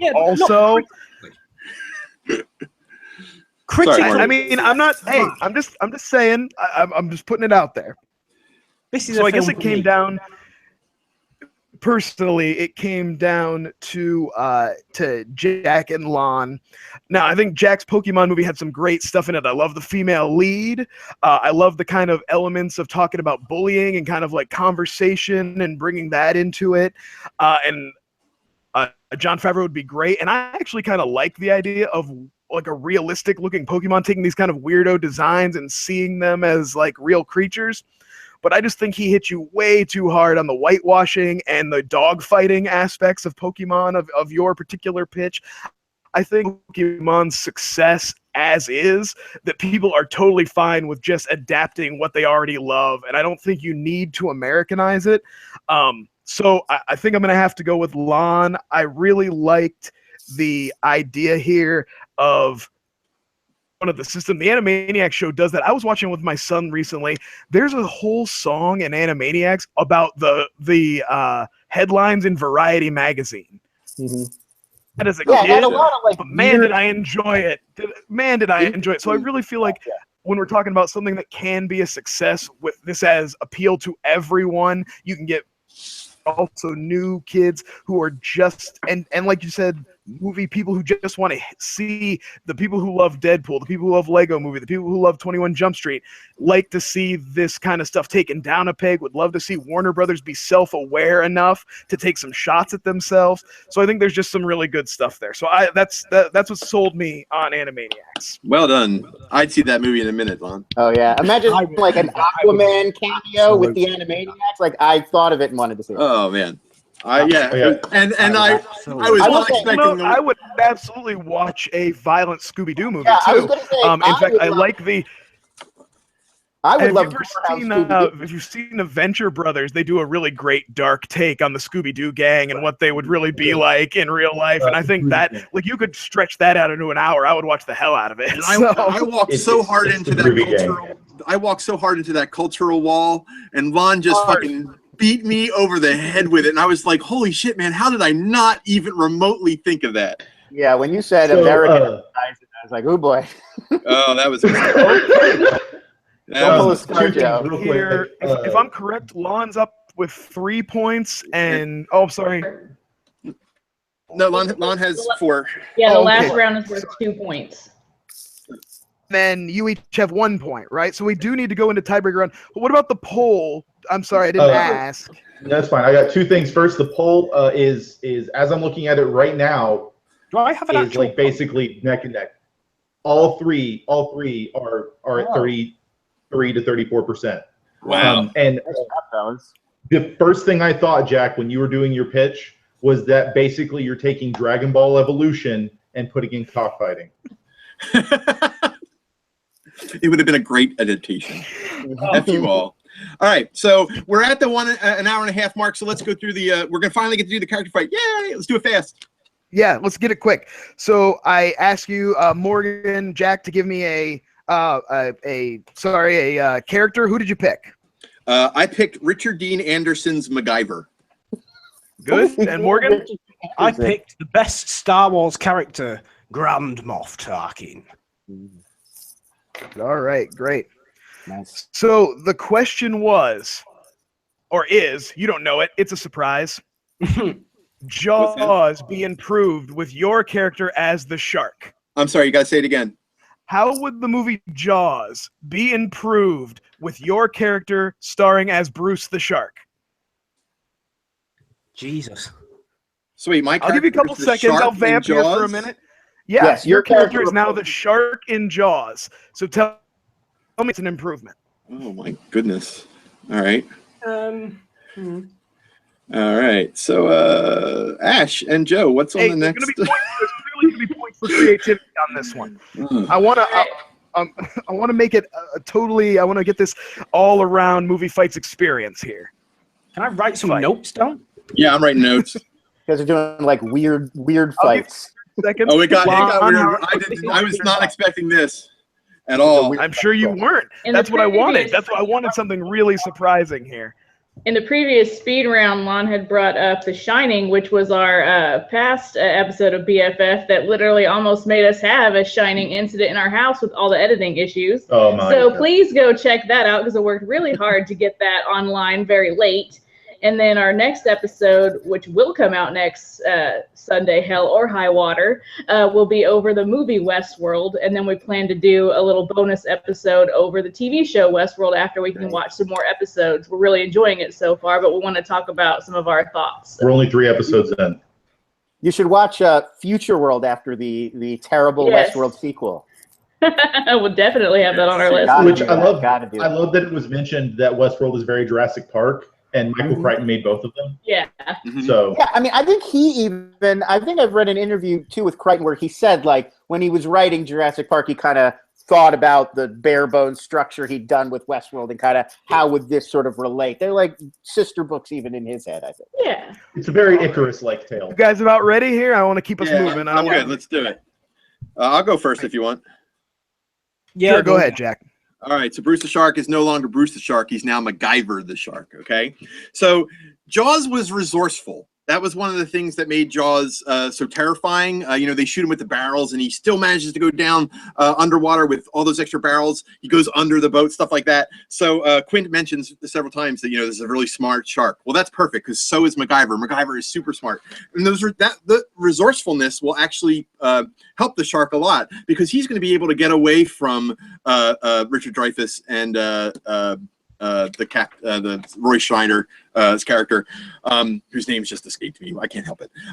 So anyway, in this movie, the shark actually fights a lot harder than he ever did before in the regular movie. And in fact, he gets away at the end of Jaws because he's that smart. He's able to adapt to the situation. He's been hunted before. He knows what to do. In fact, once he goes underwater, you notice there's that one part where just the barrels come up. That's because the shark is actually pulled off the ropes that hold him, that tethered him to the barrels, and he made a net with the ropes and his teeth.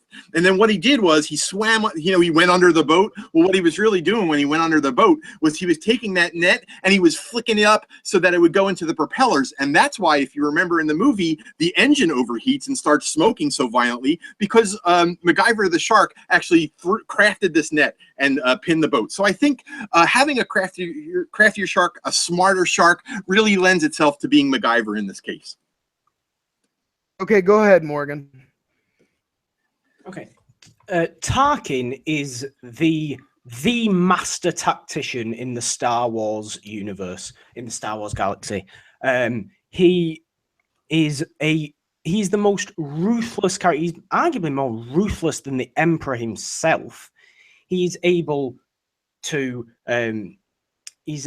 make someone as powerful, as evilly powerful as Darth Vader do essentially what he wants to do, and that is all out of respect and drive. And this is where my argument's going: the driven nature of Grand Moff Willoff Tarkin throughout his entire life, as a young boy, having to go through initiations on the Carrion Plateau on his homeworld of Eriadu. Having to direct himself with the stars and create shelters for himself. He's a very, very resourceful human being. MacGyver maybe, but Tarkin has a lot, and I know I'm using my hands a lot here. It's because I'm trying to do something. Tarkin has a lot of cunning. What Bruce the Shark does, he has that drive within him that perfectly goes with what Tarkin's whole deal is as well. Tarkin is also surprisingly that's strong for his build, as we learn on in his initiation in the novel. I've lost the plot. Okay, that's perfect. I think I got shark enough attacks from both. people. Yeah, let me give you just a really quick, quick rebuttal here, guys. Go ahead, Okay, Jack. so, I'll let you do it. Hooper and Chief Brody. It took me a moment to remember the names, but I didn't have to look it up. I did actually remember them. Hooper and Chief Brody. But I think the thing with Grand Moff Tarkin is he, unlike MacGyver, Grand Moff Tarkin, not smart enough to know when he's beaten. Someone comes up to him and says, sir, we've analyzed their attack pattern and there is a danger.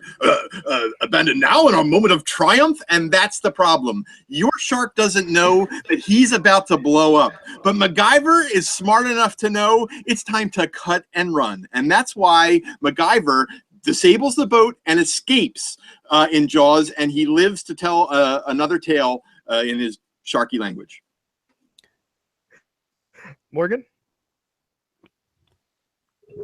That is a phenomenal point. Oh, give me a minute. I'm sorry. I know we're going long.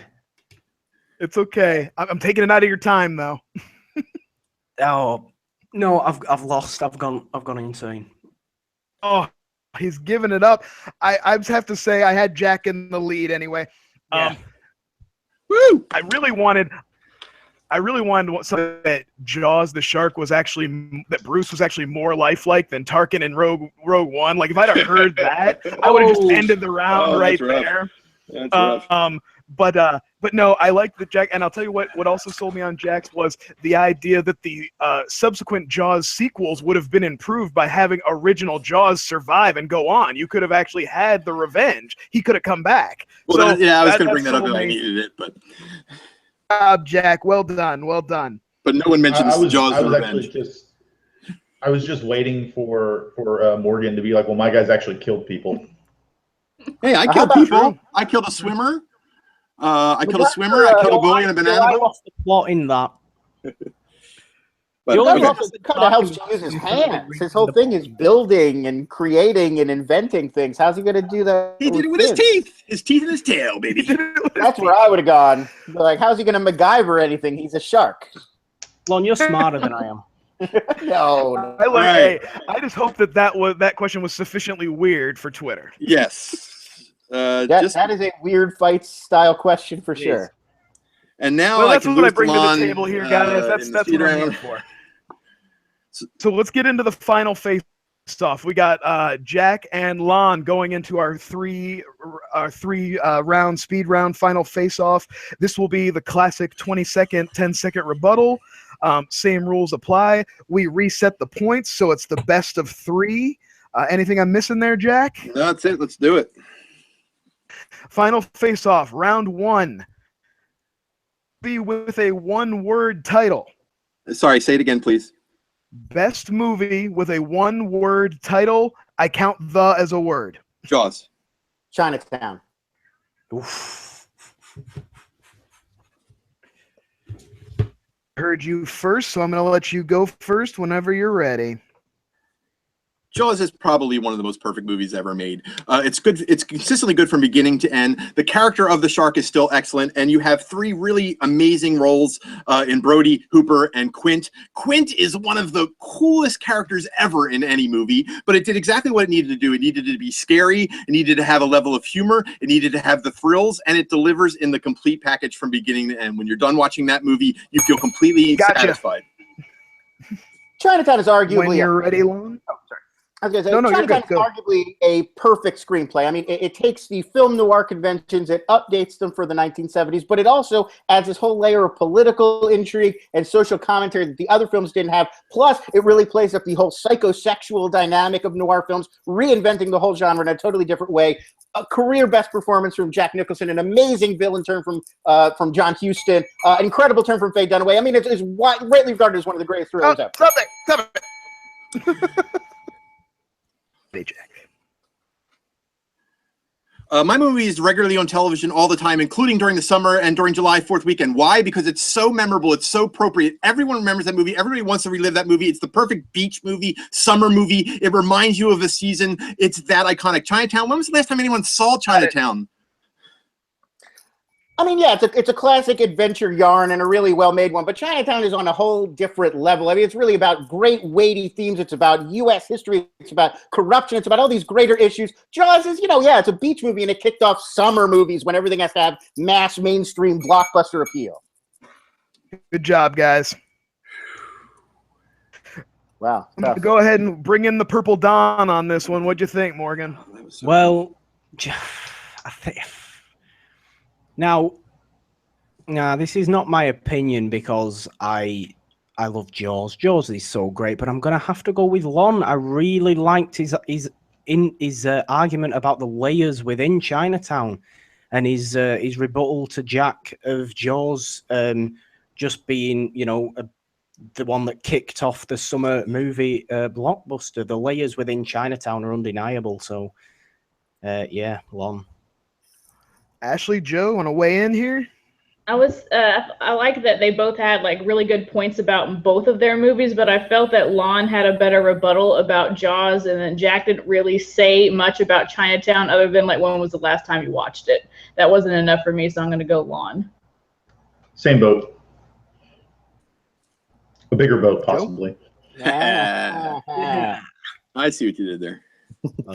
Well done, Yeah, I'm going to go with Lon also. I think they both had great points to make, both great movies, great casts, Sure. but I think Morgan hit it. There's just a little, not that there are more layers, but he talked about more layers in I Chinatown. have never so seen I'm going to give it Chinatown. to Lon. What? I've never seen Chinatown. Jack, what's Chinatown? That's your assignment. Yep, I'm marking it down. See Chinatown. It's Really is one of my favorite movies. Forget it. And brush up on Coen Brothers. I got both of these things. That's right. Okay. You probably know more than you think, though. I do, but I'm bad at picking people's movies off the top of my head. All right, go ahead. All right. Round 2. So I have to get all these here or else Lon wins. Ready? Best Michael Keaton performance. Batman 89.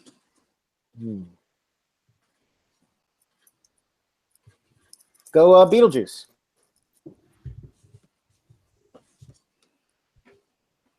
All right, Jack, I heard you first. Let's hear it. Superman: The Quest for Peace kind of ruined people for superhero movies for a really long time, and then all of a sudden Batman 89 surfaces and says, hey, guess what? We can actually make a Batman worth seeing. He brought a new look to the role of Batman that we just wanted to see for so long. We wanted to see that character on the screen. We wanted to see the world, and Tim Burton helped him out with some amazing visuals. Jack Nicholson. That one's a fast. I know these ones are fast. That's way 20 faster seconds. than I expected. I mean, with Batman, we know who Batman is, and Keaton does a good job of being sort of a new take on Batman. But Beetlejuice is a completely original character created out of whole cloth and largely improvised. I mean, he just lives as that character. You've never seen another movie with a character like Beetlejuice. Is he the hero or the villain of the movie? It's a totally unconventional, idiosyncratic take on ghosts, on demons, on possession, and it's hilarious to boot and a really brilliant turn. Yeah, the problem is, rebuttal for Jack. The problem is he's only in the movie for 13 minutes out of the entire runtime. Beetlejuice he's the title character. He's barely in his own movie. Batman's in his movie throughout, and there are questions about whether or not he is the hero and the villain. There's a dark turn that you see in Bruce Wayne when Michael Keaton plays it.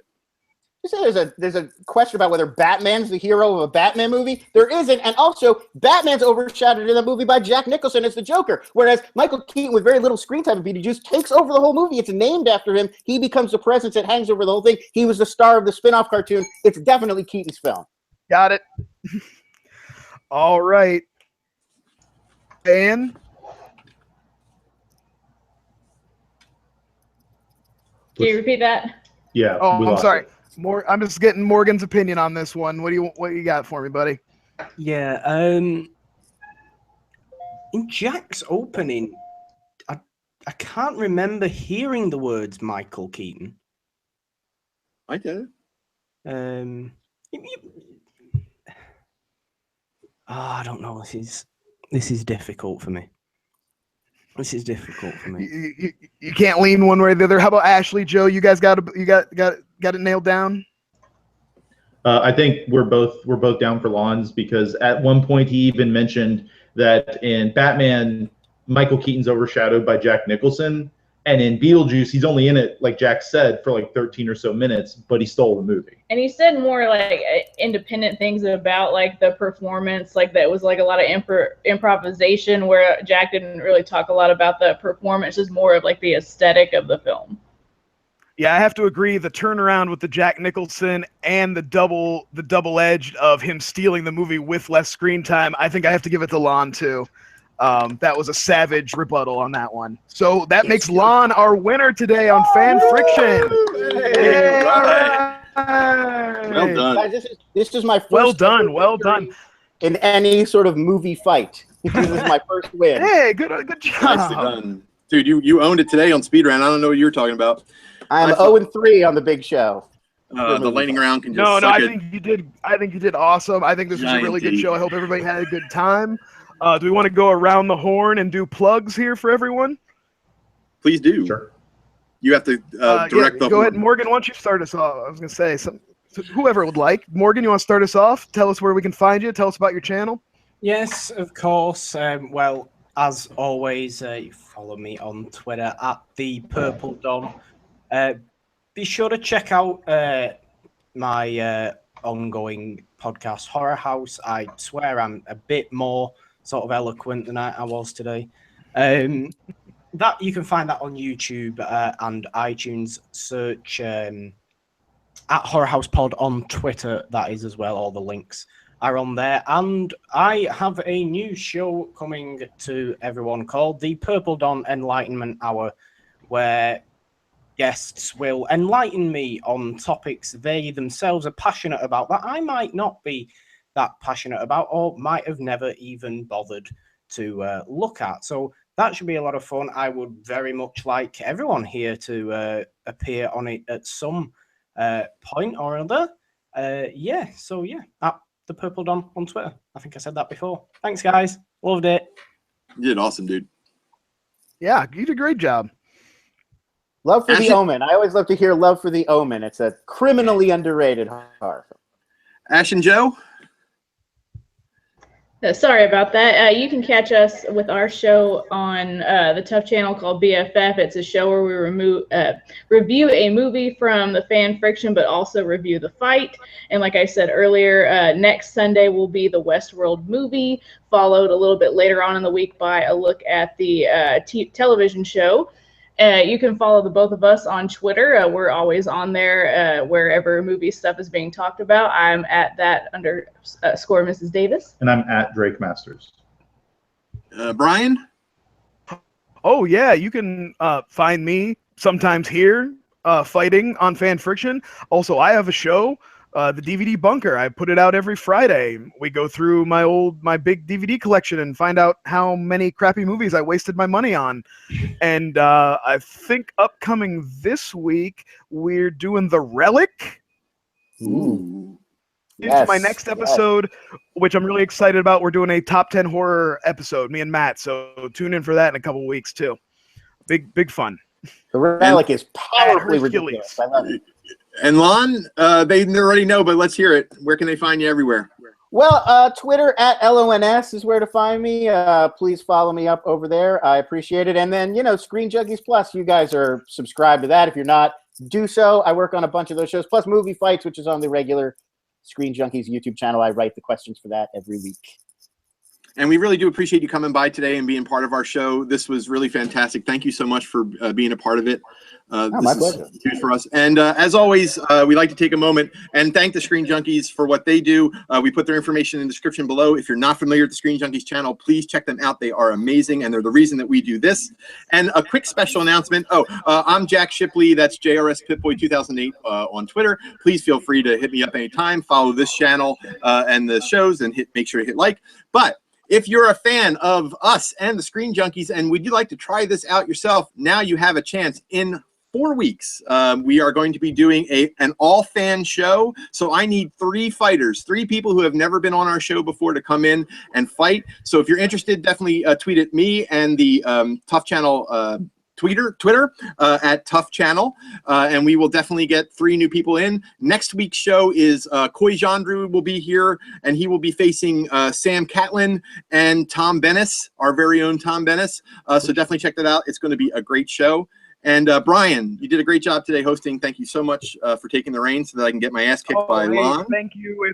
It was an honor I know how important this is, and I've tried to give it my best. You did a fantastic job. Thank you so much. And thank you everybody who watches every single week. We really appreciate it. We hope to see you in 2. Bye everybody. Have a good one.